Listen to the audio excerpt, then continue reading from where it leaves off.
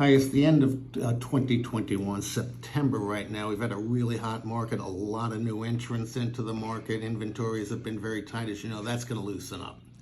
You're going to be barraged with home flippers led by Open Door, Zillow, and the iBuyers. And Coldwell Banker will be one of the people with a program for iBuying, but you are not going to get anywhere close to the highest price. If you use one of these people, think about it.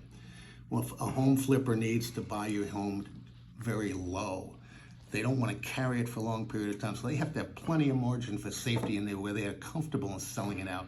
And if they're going to show you something like a deflated Zillow Zestimate or something like that as your home value, please don't believe it.